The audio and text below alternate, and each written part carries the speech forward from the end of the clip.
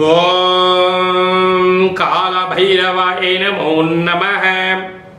అసలే ఆషాఢ మాసం 12వ తారీఖు 8వ నెల 2026వ సంవత్సరము ఆషాఢమాస కృష్ణపక్ష బహుళ అమావాస్య బుధవారము పుష్యమీ నక్షత్రంతో కూడుకున్న ఆశ్లేష నక్షత్రం కూడుకున్న అమావాస్య సందర్భము.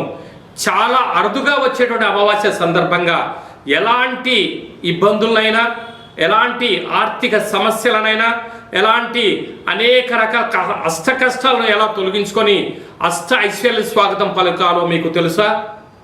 మిథున రాశి వారికి జాతకంలో ఉండబడిన దోషాలు తొలగించుకొని అసలే విశేషమైనటువంటి అమావాస్య సందర్భంగా ఈ పుష్యమి ఆశ్లేష నక్షత్ర సందర్భంగా విష్ణు సహస్రనామ పారాయణాన్ని చెయ్యడం లేక వినడం, వెంకటేశ్వర స్వామి వారికి తులసిమాలను సమర్పించడం, ఆ సమర్పించిన తులసిమాలను రాత్రిపూట తీసుకొని వచ్చి మీ ఇంటి సింహద్వారానికి అలంకరించినట్లయితే సకల దోషం తొలగుతుంది. మంచి బుద్ధి, మంచి జ్ఞానము, జన ఆకర్షణ, ధన ఆకర్షణ కలిగి లక్ష్మీ కటాక్షం మిథున రాశి వారికి సొంతం. మీ వ్యక్తిగత జాతకం తెలుసుకోవాలనుకుంటున్నారా?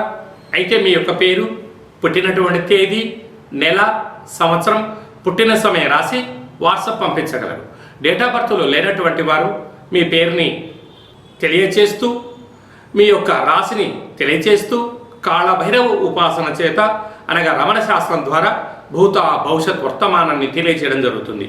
ఈ కింది నెంబర్ని అపాయింట్మెంట్ తీసుకొని సంప్రదించగలరు.